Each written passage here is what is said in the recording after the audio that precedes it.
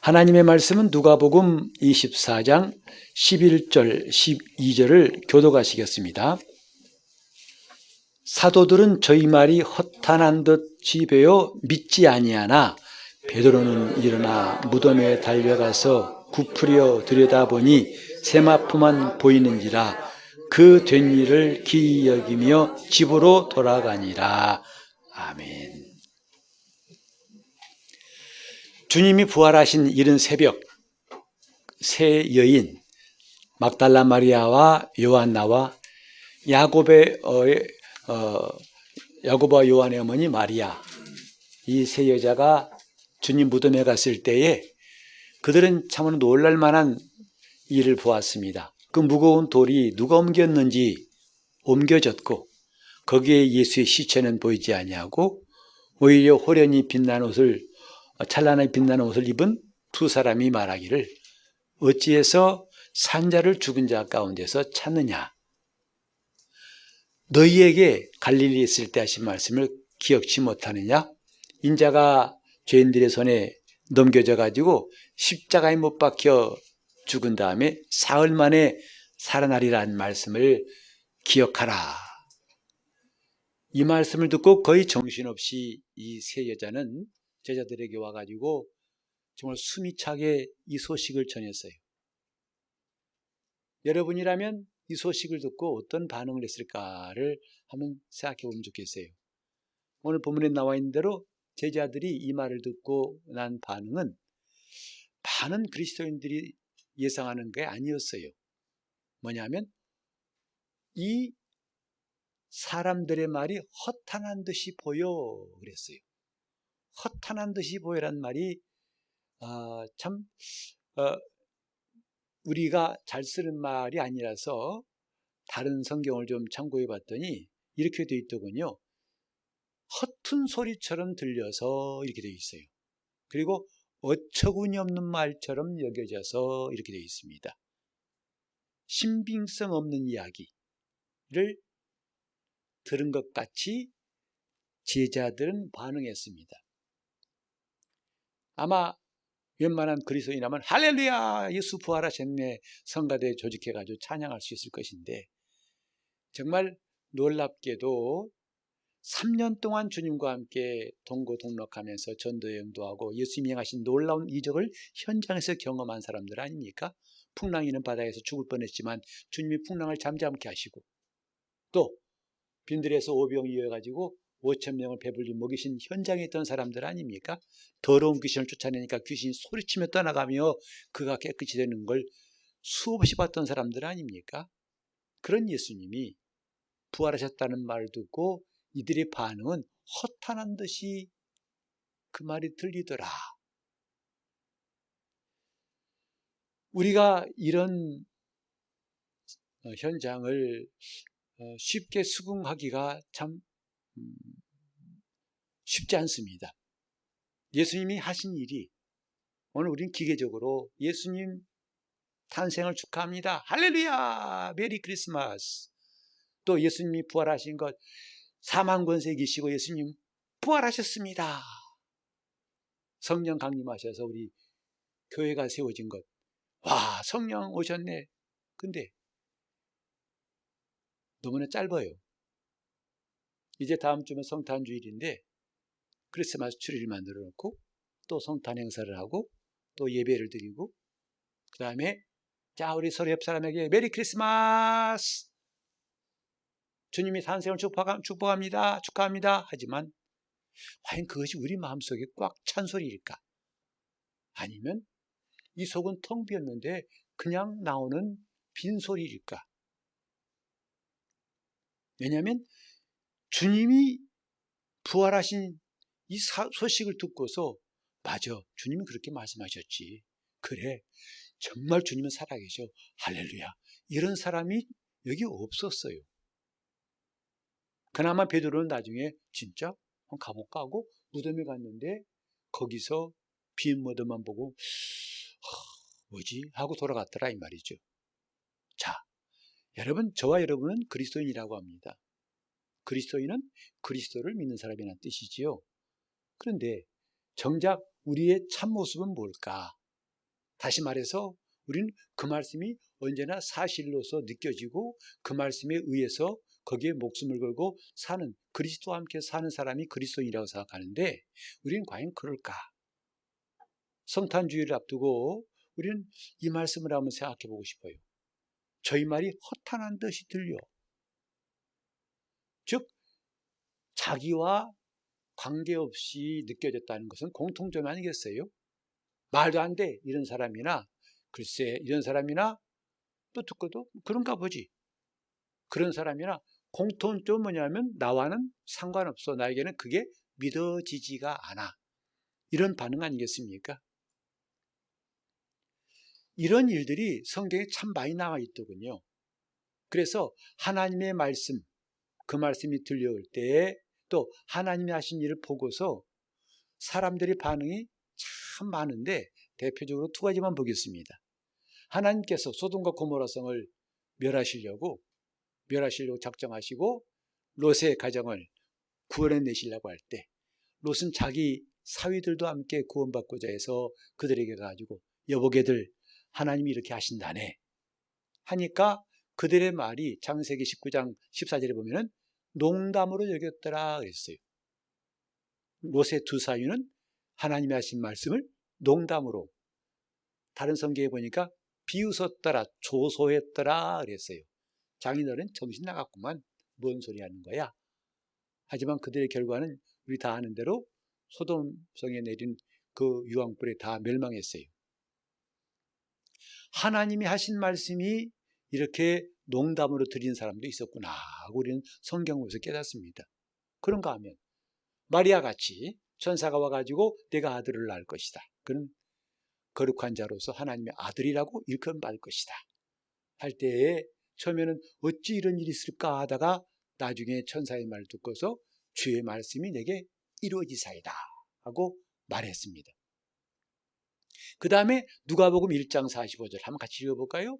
이 말씀은 이런 아주 많이 들었던 말씀이죠. 믿은 여자에게 복이 있도다, 주께서 그에게 하신 말씀이 반드시 이루리라. 개역개정에는 이렇게 번역되어 있어요.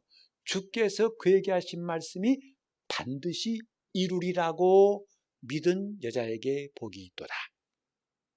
마리아는 주께서 하신 말씀이 반드시 이루어질 거라고 믿었다 이 말이죠. 누구는 농담으로 여겼고 누구는 반드시 그 말씀은 이루어질 거라고 믿었다고 성경에 나와 있고, 이 둘뿐만 아니라 여러 사람들이 나와 있어요. 기생 라합은 정탐꾼의 말을 듣고 그들을 평안히 영접하였다고 히브리서 11장 13절에 말씀했죠. 그러니까 그 당시 여리고 사람 가운데에서 기생 라합같이 생각하고 행동한 사람은 없었어요. 여리고 왕을 비롯해가지고 모든 사람들은 정탐꾼이 와서 빨리 잡아 그들을 죽이자, 이런 사람이 대세였지만 이제 라합만은 그렇게 이기지 않았어요. 왜? 지금까지 듣자 하니까 하나님이 이스라엘 백성에게 애굽서부터 광야에서 행한 40년 동안의 일이 사실이라고 믿었기 때문에 이제 이들이 한 일들은 지지해야겠다 해가지고 목숨을 걸고 그 여론에 따르지 않고 자기가 그 정탐꾼을 영접하였기 때문에 나중에 여리고성이 멸망할 때 그 라합과 가정은 다 구원받았을 뿐만 아니라 그 여인은 예수님의 족보 가운데 들어가는 영광을 누렸어요. 이처럼 우리는 하나님 말씀을 들을 때에 우리가 그 말씀을 대하는 자세는 정말 중요하구나 하는 것을 성경을 통해 보게 됩니다. 우리 한번 같이 데살로니가전서 2장 13절 그 말씀을 또 함께 읽어보죠. 이러므로 우리가 하나님께 쉬지 않고 감사함은 너희가 우리에게 들은 바 하나님의 말씀을 받을 때에 사람의 말로 아니하고 하나님의 말씀으로 받음이니 진실로 그러하다. 이 말씀이 또한 너희 믿는 자 속에서 역사하느니라. 사도 바울이 데살로니가 성도들을 칭찬한 것, 우리가 너에게 말씀을 전했다, 우리에게 들은 게 사람 말이 아니고 하나님 말씀을 들었다고 받아들인 것을 바울은 칭찬한 거죠. 바울이란 사람이 전하는 말로 들었다면 그들은 그렇게 용감하게 그리스도인 되기를 원치 않았을 것이고, 그들은 그 다음에 오는 많은 어려움들을 그들은 감당할 수가 없었을 것입니다. 그러나 이 바울의 말을 바울에게서 들은 말이 하나님 말씀이라고 받아들인 것에 대해서 바울이 여기서 주의 깊게 우리에게 전해준 거 아니겠습니까? 여러분, 지금도 하나님 말씀, 성경은 하나님 말씀이라 생각하고 목사가 설교할 때 하나님 말씀을 전한다고 합니다. 근데 과연 나는 그때의 목사를 통하든지 성경을 읽든지 하나님 말씀을 듣고 있는 사람인가 아닌가는 굉장히 중요한 문제예요. 그 결과는 하늘과 땅 차이, 그 이상이기 때문이죠. 그러니까 이 말씀을 들을 때에 우리는 여러 가지 반응을 할 수 있어요. 극과 극 농담을 여기든지 아니면 반드시 그 말씀이 이루어질 것으로 믿든지. 이건 여러분 각각 다 우리에게 선택이에요. 꼭 어느 장소, 어느 목사한테가 들어만 되는 게 아니라 어느 때든 마찬가지죠. 하나님 말씀을 대하는 자세가 정말 중요하다. 그 말씀을 어떻게 받아들이냐가 내 인생을 좌우한다는 거죠. 이제 하지만 성경은요, 여러분도 다 인정하시다시피 믿기 힘든 일이 많이 기록된 게 성경이잖아요. 그리고 그 말씀을 이해하려면 결코 쉽지 않은 게 너무나 많습니다. 물론 사랑하라, 이웃에게 선을 베풀라, 이건 해석할 필요가 없어요. 노하기를 더디하라, 그건 정말 쉬운 말이에요. 그걸 모르는 사람은 없어요. 그러나 좀 그런 말씀이 있지만은 그건 매우 적은 분량이에요. 정말 우리가 알아야 할 말씀, 우리가 깨달아야 할 말씀, 예를 들어서 하나님 말씀은 영이요 생명이다. 우리는 어떻게 받아들이는가요? 여러분 그 말씀이 무엇인지를 알겠어요?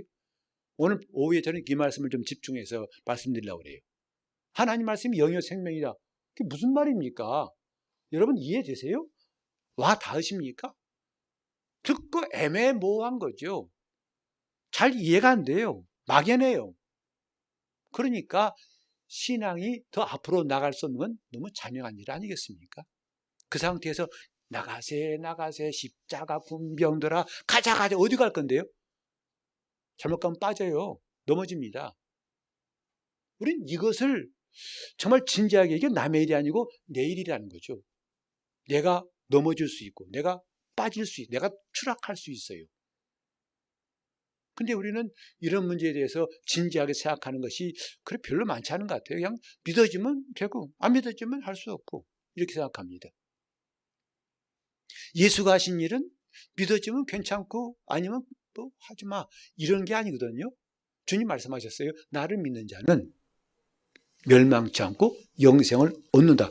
멸망과 영생이라는 어마어마한 이 차이를 주님이 말씀하셨습니다. 이렇게 신앙이라는 것은 생사가 목숨이 왔다 갔다 하는 문제 정도가 아니라 영원한 목숨, 영원한 삶이 좌지우지되는 중요한 것임에도 불구하고 신앙생활을 여가생활의 한 부분으로 또 교회 와서 아유 목사님 말씀 늘 졸려. 아이 졸려. 아이, 오늘도 또 피곤한 말 안 해. 자, 눈 감자. 한숨 자고 하면 또 깨겠지. 만약에요. 이 자리에 지금 여러분 잘 아는 유명한 스타가 왔다 합시다. 누구 부를까요? 장동건 부를까? 아마 그 한다면 여러분 눈이 초롱초롱해 눈이 뚫어질 겁니다. 그리고 아마 그 사람 표정 하나하나에 말 한마디에 깔깔깔 웃고 반응을 금방 할 거예요. 왜? 그게 내게 와 닿아요. 또 내가 관심 있는 사람이고 연예인이에요. 우와 박수 오빠 할 겁니다. 근데 지금 왜 그렇죠? 제가 말이 너무 감감해요. 꿈속의 말 같아요. 들어도 들리지 않고 알아듣지 못하겠어요. 그러다 보니까 그래 원래 이런 거야. 영적이란 말 이런 거야 하고 넘어가 버린다 이 말이죠.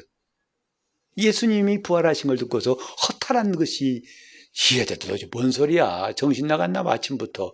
이렇게 반응한 것은 사실 그들뿐만 아니라 우리도 별반 다르지 않다는 거. 여러분 다음 주에 산타클로스 복장 우리 전교인들이 하고 선물 나눠주고 오늘 해피데이 메리 크리스마스 축하해요. 며칠이 갑니까? 그날 끝나고 돌아가면서 마음은 허전해요. 과연 예수님의 탄생이 기뻐요? 이거 정말 이런 일들을 우리는 한두 번 한 게 아니라 수십 년째 하고 있으면서도 별다른 변화가 없어요. 아마 내년 또 똑같이 그렇게 할 거예요. 다만 뭔가 좀 더 재미있게 해보려고 하는 것만 연구할 겁니다. 과연 성탄절은 그런 것일까요? 신앙의 절기는 그런 것들일까요? 중요한 것은 하나님 말씀을 어떻게 대하느냐부터 시작된다는 것이죠. 왜? 그게 믿음의 시작이에요. 말씀을 어떻게 듣느냐에 따라서 거기서부터 믿음이 시작되든가 아니면 여전히 불신앙 속에 있든가 그 차이가 나게 되는 것이죠. 우리는 하나님 말씀을 좀 잘 알고 싶고 믿고 싶고 그 말씀이 체험되어서 나는 이제 그 말씀밖에 없다고 그렇게 살고 싶은 사람들 여기 많이 있을 거예요. 그래서 많은 사람들은 하나님 말씀을 그때부터 열심히 그 의미를 해석하고 이해하고 배우려고 합니다. 그래서 신학교도 가기도 하고 신학 서적을 읽고 또 헬라어 히브리어를 또 공부한 사람까지도 있어요. 그래서 원어를 보자, 원뜻을 보자. 그래서 여러 가지 성경을 우리보다 앞서서 열심히 연구한 사람들의 글을 보면요. 참 저도 때로는 난감할 때 책꽂이에도 주석들이 여러 권 있어요. 성경을 나름대로 해석한 책들이죠. 그런데 마치 이런 것 같아요. 어떤 사람은 그래요. 여러분 하루에 만복으로만 건강. 그게 만복이 유행했었습니다. 만복으로만 건강, 모든 건강을 다 담보한 것처럼 말했는데 또 어떤 하는 사람은 그럽니다. 저보고 그래요. 만보 필요 없어요. 3,000보만 걸으세요. 너무 많이 걸으면 오히려 관절에 무리가 갑니다. 그럼 어떤 사람은 또 2, 3만 보를 걸으면 몸이 확실히 달라진다. 이거 도대체 어느 말을 들어야 할지 모르겠어요. 지금 성경에 대해서 사람들이 해석한 것은 마치 그와 같아요. 이 사람은 A, 이 사람은 B, 저 사람은 C. 누구 말을 들어야 참 누가 좀 딱 모아가지고 이게 답이야 하고 주면 참 좋겠는데 이 사람은 이런 말, 저 사람은 저런 말 참 골치 아프고 답답합니다. 그래서 제가 오랫동안 신학도 공부하고 목회하면서도 여러 책들을 보면서 느낀 결론이에요. 복잡해요. 어떤 한 신학자가 한 말이 저에게는 명쾌하게 야, 이 사람은 기가 막힌데 와 이런 사람은 아직 제가 만나지 못했어요. 이 사람 말대로 이게 맞은 것 같고 저 사람은 저게 맞는 것 같아요. 지금 각 교단마다 신학이 다른 게 뭡니까? 다 그런 거 아니겠어요? 우린 이게 이렇다고 생각한다. 우린 이렇게 하자. 근데 성경은 우리에게 이미 답을 말씀하고 있어요. 성령께서 깨닫게 하신다고 말씀하고 있어요. 사람이 이해하고 공부하는 것도 물론 조금은 필요합니다. 그건 저 잔가지 같이 약간의 도움은 될 수 있어요. 마치 육체의 연습은 약간의 유익이 있는 것처럼, 그러나 경건에 이르기를 힘쓰라 한 것처럼 약간의 도움은 됩니다. 원어를 알고 성경을 많이 읽는 건 도움이 됩니다. 그러나 그런다고 해서 성경이 깨달아지는 게 아니고 중요한 게 뭐냐 하면 성령께서 깨닫게 하신다는 것. 우리 한번 대표적으로 구약 성경 한번 가볼까요? 스가랴 4장 보면은 스가랴 선지자가 하나님 보여주신 환상 앞에서 도무지 뜻을 모르고 답답해할 때 이야기예요. 한번 읽어볼까요? 내게 말하던 천사가 다시 와서 나를 깨우니 마치 자는 사람이 깨우임 같더라. 그가 내게 묻되 내가 무엇을 보느냐? 내가 대답하되 내가 보니 순금 등대가 있는데 그 꼭대기에 주발 같은 것이 있고 또 그 등대에 7 등잔이 있으며 그 등대 꼭대기에는 등잔에 7 관이 있고 그 등대 곁에 2 감람나무가 있는데 하나는 그 주발 우편에 있고 하나는 그 좌편에 있나이다 하고 내게 말하는 천사에게 물어가르되 내 주여 이것들이 무엇이니까? 내게 말하는 천사가 대답하여 가로되 내가 이것들을 무엇인지 알지 못하느냐? 내가 대답하되 내 주여 내가 알지 못하나이다. 그가 내게 일러 가로되 여호와께서 스룹바벨에게 하신 말씀이 이러하니라. 만군의 여호와께서 말씀하시되 이는 힘으로 되지 아니하며 능으로 되지 아니하고 오직 나의 신으로 되느니라. 지금 스가랴가 본 환상 7 주발이 있고 등잔이 있고 그다음에 감람나무가 있고 우린 지금도 몰라요. 이게 무슨 말씀인지 우린 모르지 않습니까? 사실은요, 성경은 대부분 이런 내용이에요. 정작 우리가 알아야 할 내용들은 이런 내용이라고요. 예수님께서 내 살은 참된 양식이다, 내 피는 참된 음료다. 지금 이 말씀이나 이런 환상이나 거의 같은 경지에 있는 거거든요. 근데 우린 지금 몰라요. 근데 천사가 한 말이 뭐죠? 이것은 곧 이렇게, 이게 뭔지를 아는 이것은 힘으로 되지 않고 능으로 되지 않고 오직 나의 영으로 되느니라.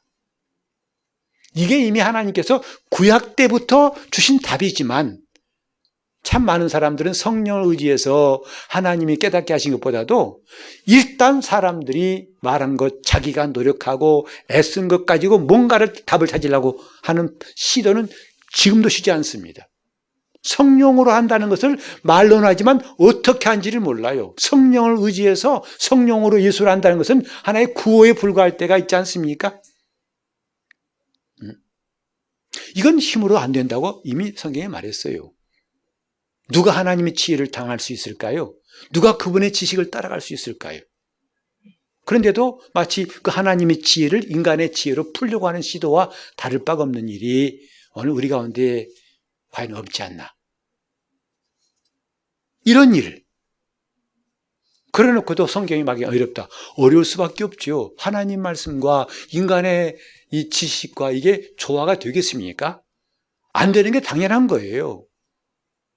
근데 하나님 이 말씀을 주셨어요. 우리 보고 해보라고? 아니요.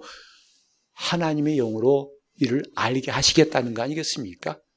다만 지금까지 방법이 틀렸다는 거죠. 왜? 그 하나님 말씀을 인간이 자기의 방법대로 자기의 수단을 가지고 했은 것 뿐이지 하나님은 우리에게 무리한 말씀하신 게 아니고 이 말씀을 내가 알게 해줄게. 내 영으로 되느니라. 오직 나의 영으로 되느니라. 이 말씀 앞에서 우리는 이제는 뭔가 내 이 방법을 바꿔야겠다 하는 생각하게 됩니다. 지금까지의 방법은 이제 그만둬야겠다. 우린 지금 하나님께서 하신 말씀들이 왜 귓전으로 스쳐지나갈까요? 그 첫 번째가 뭐냐면 그 말씀이 허탄한 듯이 들리기 때문이에요. 요즘에 저한테서 가끔 그런 문자가 오더라고요. 대박날 주식 가입하세요. 커피 한 잔이면 매주 5개씩 준다는 거죠. 그것만 사면 부자 된대요. 저야 이제 뭐 주식도 안 하는 사람이니까 지워버리지만은 아마 솔깃한 사람이 있을 거예요. 또 누가 와서 또 뭐 간증식으로 해야죠. 저게 이렇게 했더니 통장에 찍힌 돈이 얼마고 와. 그래? 귀가 번쩍 뜨이죠. 그것을 진짜 허탄한 듯이 봐야 할 것은 그렇게 안 보고 왜 우리는 진정으로 대해야 할 말씀을 허탄하게 보는 것일까? 그게 어리석은 우리 모습 아니겠어요?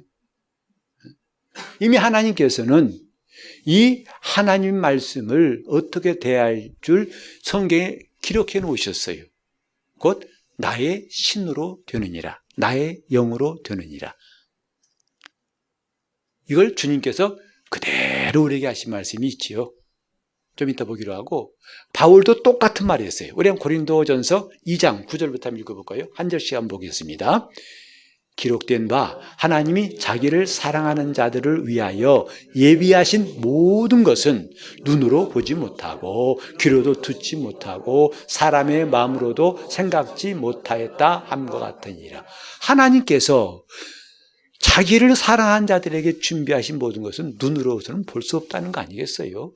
귀로서는 마음으로는 생각할 수 없다는 거 아니겠어요? 한마디로 뭡니까? 인간은 자기 방법으로는 안 된다는 것이라고 했어요.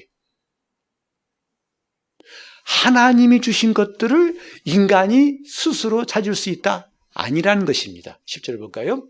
오직 하나님이 성령으로 이것을 우리에게 보이셨으니 성령은 모든 것, 곧 하나님의 깊은 것이라도 통달하시느니라. 성령으로 우리에게 보이셨다는 거죠.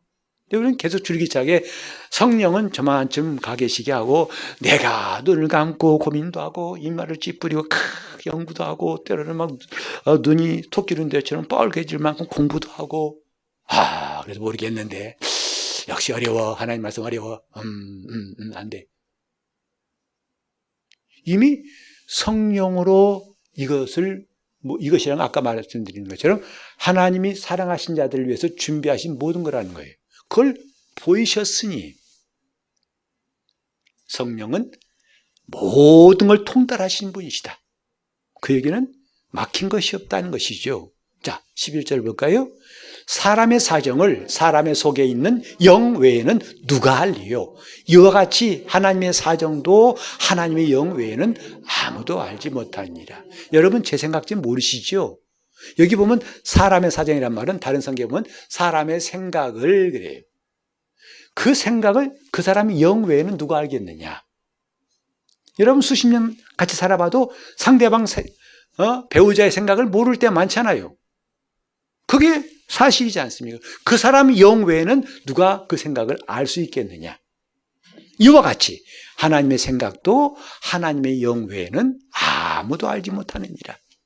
근데 우리는 이 길을 빼놓고 다른 길도 있을까요? 부지런히 길을 찾는 모양 아닐까요? 하나님의 영 외에는 하나님의 생각을 아무도 알 자가 없다고 말씀했는데 하나님의 영을 통하지 않고 우리는 다른 길을 불을 뚫듯이 지금 하고 있는 게 아닐까요? 자, 그 다음 절 볼까요? 우리가 세상의 영을 받지 아니하고 오직 하나님께로 온 영을 받았으니 이는 우리로 하여금 하나님께서 우리에게 은혜로 주신 것들을 알게 하려 하십니다. 여기 은혜로 주신 것이란 것과 아까 그를 사랑하신 자에게 예비하신 모든 것 같은 내용이죠. 근데 그것을 알게 하려고 하나님께로부터 온 영을 받게 하신 거다 이 말이죠. 성령 없이는 아무것도 할 수 없는 게 신앙생활입니다. 성령의 인도하심 없이는 우리는 눈먼 사람 같아 가지고 한 치 앞도 나갈 수가 없어요. 자, 그 다음 절 볼까요? 자, 우리가 이것을 알거니와 사람의 지혜에 가르친 말로 아니하고 오직 성령의 가르치신 것으로 하니 신령한 일은 신령한 것으로 분별하느니라. 그래 바울도 다른 성경에 보면 그랬어요. 내가 너에게 나가 복음 전할 때 사람의 말과 지혜의 아름다운 것으로 하지 않았다고 했어요. 오직 성령의 나타남과 능력으로 하여. 바울은 이 비밀을 알았기 때문에 자기 말 몇 마디로 해서 자기가 잘하는 것으로 해서 그 풍부한 학식으로 해서 뭔가 이걸 하나님 말씀을 전할 수 있다고 생각하지 않았다는 거지요. 오직 성령의 나타남과 능력으로 했다고 바울은 간증하고 있습니다. 우리가 이걸 알기 때문에 사람의 지혜에 가르친 말로 하지 않고 오직 성령의 가르치신 것으로 분별한다. 했다. 왜? 오직 신령한 일은 신령한 것으로 분별하느니라. 그래서 제가 전에 말씀드렸잖아요. 하나님 말씀 이해하려 하지 마세요. 믿음 가지려고 하지 마시라고요. 평생 해도 안 됩니다. 믿어지게 하시는 분에 의해서 우리는 믿음을 가져야 됩니다. 그분이 믿게 하실 때 우리는 믿음 가질 수 있어요. 그분이 알게 하실 때 우리는 깨달을 수 있는 거죠. 우린 이것에 대해서는 확실하게 좀 자세를 바꿨으면 좋겠습니다. 태도를 바꿨으면 좋겠다는 거죠. 이 시간도 마찬가지예요. 정말 계속 하품만 나오고 오늘은 더 설교가 길어질 것 같은데 라고 불안하신 분들 있을지 몰라요. 그러나 그 길어지고 짧아진 그 문제가 아닙니다. 지금 우리가 하나님 말씀을 들을 때 어떤 태도를 갖느냐에 따라서 우리는 그 다음, 우리 일생이 바뀌어요. 우리 삶이 바뀌어요. 우리 생각이 바뀌어요. 이걸 우리는 매우 중요하다고 생각하는 거죠. 정말 왜 우리는 이런 일들을 알면서 매년 반복해야 할까요? 크리스마스, 메리 크리스마스 몇 번 한다고 그게 무슨 소용이 있습니까? 정말 성탄이 나에게 기쁨이 있냐 이 말이죠. 정말 나는 기쁘다 구주셨다는 것이 여러분 속에서부터 나오냐 이 말이죠. 올해 성탄은 그런 날 됐으면 좋겠습니다. 정말 기쁘다 진짜 기쁘다 이런 성탄절은 내 생애 처음이야 라는 놀라운 일들이 우리 교회에 있으면 좋겠다 이 말이에요. 그거 없이 무슨 소망이 있습니까? 여러분 성탄절이 무슨 의미가 있어요? 사람은 다 이 속에 자기의 신념 체계가 있답니다. 자기의 믿음의 체계가 있어요. 그것은요, 태어날 때부터 그가 듣고 느끼고 보고 배우고 경험한 걸 토대로 해서 마치 성을 쌓듯이 자기 나름대로의 믿음의 체계가 있고 자기 나름대로의 가치관이 있어요. 그래서 저 사람 좀 얼굴 보니까 좀 배반할 상이야. 저 사람 사귀지 말아야 돼. 이 사람 뭔가 잘 될 사람 같으니 같이 사귀어. 다 이 속에서 만들어진 신념 체계예요. 그래서 그걸 가지고 말씀을 들으면요, 오늘 제자들과 똑같이 하나님 말씀은 100% 허탄하게 들릴 겁니다. 허탄하게 들려. 그래서 와 닿질 않아요. 아유, 좋은 말이네요. 그러나 나와는 상관없습니다. 이런 태도가 너무 쉽게 나올 수 있습니다. 지금 우리 속에 이런 마치 그 치아에 있는 플라그라고 아시죠? 치태라고. 원래 음식물 찌꺼기인데 어떤 사람 말 들으니까 나중에 가만두면 그게 굳어져 가지고 이 치아보다 단단해질 수 있다는 거예요. 이렇게 이 사이에 치태가 끼듯이 우리 속에 쌓여진 생각, 내가 살아보니까, 내가 보니까, 해보니까, 그게 자기 신념체계예요. 그걸로는 하나님 말씀은 도무지 어느 날에도 그것이 허탄하게만 들리지, 마리아처럼 그 말씀은 반드시 내게 이루어집니다라고 할 수가 없다는 거죠. 그렇다면 뭐냐면 우리는 이제 근본적인 변화가 필요해요. 진짜 변화가 필요합니다. 변화가 없으면 이것은 앞으로 무한 반복될 거예요. 죽을 때까지. 니고데모 기억하시죠? 그가 신앙의 엘리트 아닙니까? 당시 유대 사회에서 71명만 들어갈 수 있는 유대 사내들인 공회의 정식 멤버였고 바리새인이었어요. 그 앞에서 유대교는요, 그를 칭찬하고 선생이라고 부를 수밖에 없어요. 그런 그가 예수님께 와 들은 소식은 거듭나라 하는 말씀이었어요. 거듭나라는 말씀이 무슨 말씀인지를 이해할 수 없었어요. 황당한 거죠. 아니, 다시 내가 어머니 뱃속에 들어갔다 나와야 됩니까? 그런 거죠. 예수님께서 내가 땅의 일 말해도 믿지 아니하거든 하물며 하늘 일 말하면 어떻게 믿겠느냐라고 하셨어요. 정말 주님의 안타까운 마음을 느끼는 장면 아니겠어요? 나중에 읽겠습니다만 내가 지금 너에게 할 말이 많지만 너희가 감당할 수 없다다 하고 요한복음 16장 12절에 말씀했어요. 지금 주님 하신 말씀이 많아요. 그러나 더 할 수가 없다는 거죠. 왜? 감당치 못하니까. 마치 지금 초등학생 앉혀놓고 대학원 학생이 가르쳐 보세요. 무슨 말인지 알아들을래나? 지금 그런 상황이거든요. 우리는 지금 내 안에 있는 믿음의 체계, 가치관, 내 편견, 사고방식이 누구나 다 저를 포함해 다 있어요. 저도 예수 믿고 목사로 일한 지가 많은 시간이 지났지만 아직도 저도 이 속에 플라그처럼 지태같이 꽉 차 있는 그것 때문에 고민하고 그것 때문에 얼마나 하나님 말씀을 듣고 믿고 전하는데 제한받는지 모릅니다. 그걸 날마다 깨트려가는 거죠. 그게 신앙생활이에요. 그걸 무너뜨리는 거죠. 그래 바울은 그걸 갖다가 견고한 진이라고 했어요. 우리 안에 견고한 진을 무너뜨리는 게 우리 싸움이라고 고린도후서 10장 4절 이하에 말했죠. 여러분, 오늘 우리는 생각합시다. 왜 우리는 하나님 말씀이 허탄하게 들리는가? 유명한 배우의 말보다도, 연예인 말보다도 왜 하나님 말씀은 저 멀리 너무나 아득하게 들리고 애매모호한가? 왜 그럴까? 원래 하나님 말씀은 사람에게는 허탄하게 들린다고 했어요. 그래 주님께서 약속하신 게 같이 볼까요? 요한복음 14장 26절에 이렇게 말씀했죠. 보혜사 곧 아버지께서 내 이름으로 보내실 성령 그가 너희에게 모든 것을 가르치시고 내가 너희에게 말한 모든 것을 생각나게 하시리라. 주님은 이 모든 일들을 성령께 의탁한 것, 맡겨드린 겁니다. 그가 오시면 모든 것을 가르치실 것이다. 너희가 어렵다고 생각하고 이해가 안 된다고 생각하고 알지 못한다는 그것들을 그냥 숙제로 남겨두는 게 아니라 그것들을 가르치시는 분이 오실 것이다. 또 내가 너에게 말한 모든 것을 생각나게 하실 것이다.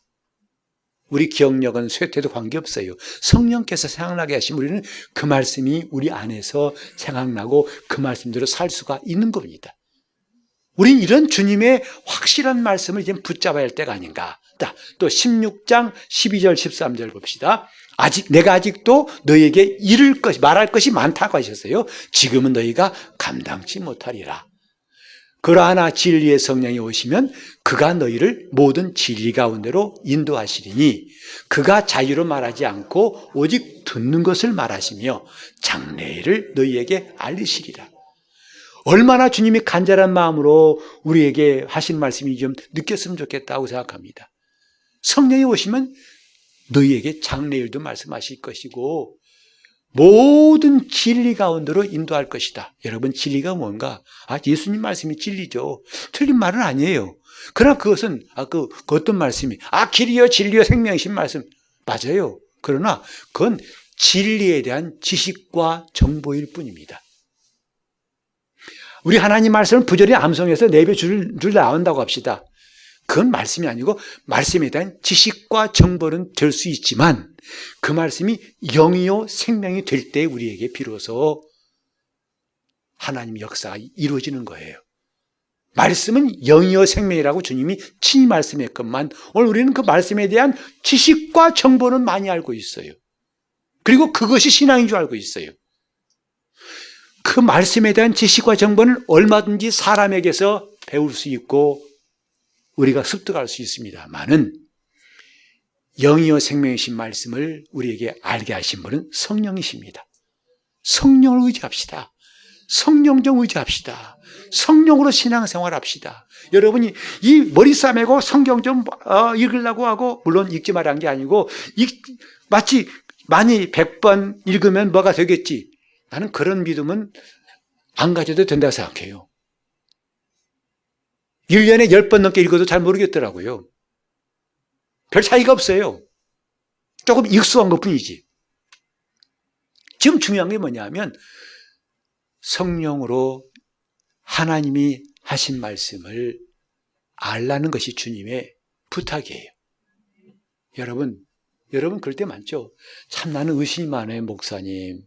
왜 말씀이 그대로 안 믿어질까요? 마찬가지입니다. 의심 많은 거 우리 다 똑같아요. 저도 차이가 별로 없어요. 의심 많아요. 의심 많습니다. 근데 그 의심을 일생 동안 부지런히 퍼내도 다 퍼낼 수가 없을 겁니다. 우리는 그 의심을 없애려 하지 마시고 우리가 변화를 받아서 거듭난 성도가 되어서 성령을 의지하시기를 예수 이름으로 축원합니다. 차라리 우리가 좀 말씀을 더 공부하려고 애쓰기 전에 차라리 그 시간 동안 성령을 의지하려고 기도했으면 좋겠어요. 성령이 도와달라고. 성령의 역사해달라고. 그리고 나서 말씀을 읽으면 말씀을 배우면 그러고 나서 예배드리면 훨씬 나을 거라고 생각합니다. 왜? 그때 그분이 일하시기 때문입니다. 자, 다시 합시다. 오직 성령으로 시작. 오직 천사가 스가랴 선생이 말했잖아요. 이는 힘으로 되지 않고 능력으로 되지 않고 오직 나의 영으로 되느니라. 오직 나의 영으로 되느니라. 이런 주님의 분명한 말씀을 다시 한번 또 도외시하고 그래도 나는 내가 한번 해보겠다고 하는 이런 일들이 오늘부로 끝났으면 좋겠어요. 오직 성령으로. 오직 성령이 역사하셔서 내가 성령 안에 들어가서 성령을 의지하고 성령이 알게 하시고 성령이 깨닫게 하시고 성령이 믿게 하시고 성령이 역사하시는 놀라운 일들이 오늘 우리 가운데 충만하시기를 예수 이름으로 축원합니다. 함께 기도하실 때 이 시간 내게 의심을 깨치고 의심을 버리려고 의심을 퍼내려고 하지 말고 내가 성령을 의지하고 이제 내가 변화받아서 내가 속사람이 겉사람을 뚫고 나오는 변화를 통해서 성령으로 할 수 있도록 동성으로 기도하겠습니다. 하나님 아버지, 우리가 참으로 어리석은 것을 성경을 볼 때마다 깨닫고 그때마다 우리 주님께 돌이키게 도와주시고 성령 안에 하나님의 영 안에 들어갈 수 있도록 인도하여 주시옵소서. 정말 성령으로 거듭나서 성령 체험으로 우리가 확실한 변화를 받고서 이제는 성령으로 살아가는 것이 실감나게 도와 주시옵소서. 우리가 일생 동안 남은 시간 내 마음의 의심을 다 퍼낸다 할지라도 다 퍼낼 수가 없다는 것 깨닫고 이제 그런 행동이 아니라 성령 안에 들어가려고 기도하고 성령을 의지하는 시간이 더욱더 많아지게 도와 주시옵소서. 우리 성도들 복 주셔서 이젠 정말 이 말씀이 졸리고 답답하고 막연하고 애매하고 정말 딴 나라 말처럼 들리는 그런 시간이 아니라 성경 속에 더 깊이 들어가고 성령의 인도를 받는 삶이 더욱더 실감나서 기뻐 찬송하며 날마다 하나님의 하루를 살 수 있는 하나님의 분위기를, 하늘의 분위기를 경험할 수 있는 우리 교회, 우리 성도들 되게 하여 주시옵소서. 주여 은혜 함께 하시기 원하옵고 예수 이름으로 기도합니다. 아멘.